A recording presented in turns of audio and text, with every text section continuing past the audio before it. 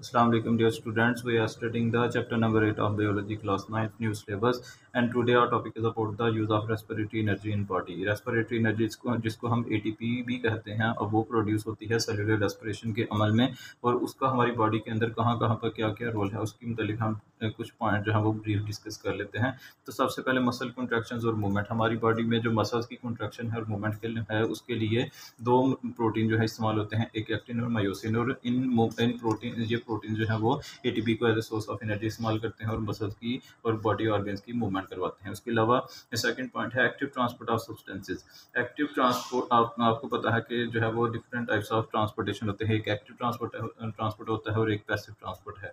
जो active transport है इसका मतलब है कि अब जो मटीरियल्स की ट्रांसपोर्टेशन होगी वो एटीपी को इस्तेमाल किए बगैर नहीं हो सकती। अब जो एटीपी है वो इस्तेमाल होगा एक्टिव ट्रांसपोर्ट के अंदर। मिसाल के तौर पर जो हमारी जो पोटेशियम आयंस हैं, सोडियम आयंस हैं, अब उनको क्या किया जाएगा कि जो सेल की आउटर स्पेस है वहाँ से प्रोटीन गेट्स के ज़रिए उनको सेल के अंदर दाखिल कराना है। और वो जो आयंस हैं वो अगर ऑलरेडी सेल की इनर जो पोर्शन है उसके अंदर, इनर साइड है उसके अंदर ज़्यादा तादाद में मौजूद हैं, तो फिर हमें एनर्जी का इस्तेमाल करना पड़ेगा। और उसके लिए मैकेनिज्म होता है जिसको हम एक्टिव ट्रांसपोर्ट कहते हैं।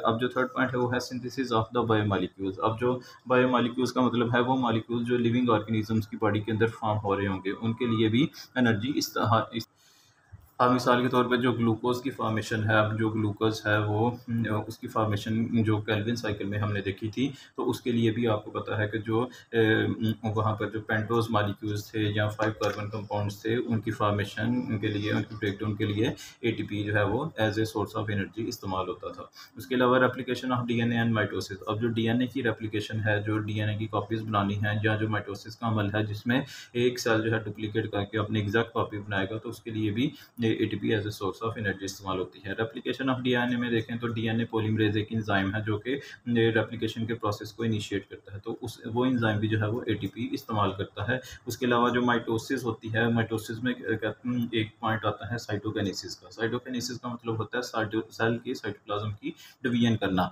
तो जो सेल का साइटोप्लाज्म है वो दो पार्ट्स में डिवाइड होने के लिए उसको एनर्जी चाहिए एटीपी की सूरत में, जिससे जो सेल है वो इनवर्ड पिंच हो जाता है। अब ये जो सेल है इस तरह है, इसको क्या होना होगा कि इनवर्ड दरमियान में से पिंच होना होता है इस तरह।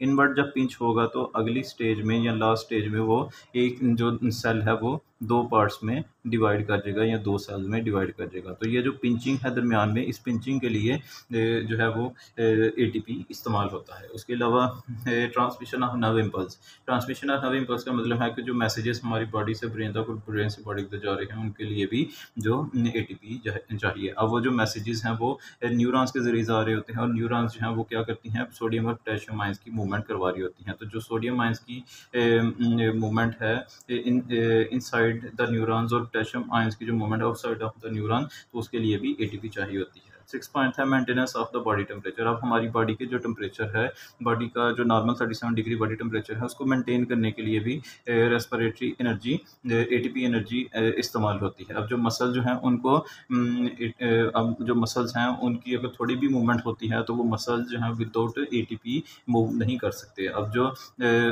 इसके अलावा जो हमारी बॉडी के अंदर जो हीट प्रोड्यूस होगी, तो वो क्या होगा कि जब एटीपी टूटेगा तो एटीपी के टूटने से हीट एनर्जी रिलीज होगी, और वो हीट एनर्जी हमारी बॉडी का टेम्परेचर मेंटेन करेंगी। लास्ट पॉइंट है break down and elimination of toxins from the body.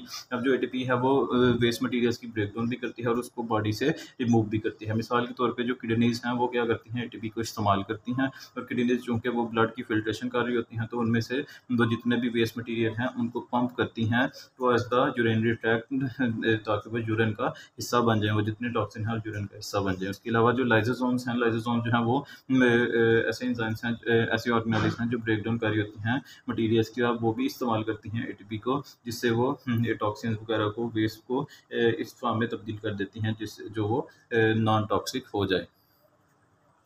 Hope so आपको ये टॉपिक जो है वो क्लियर हो गया होगा। Thank you.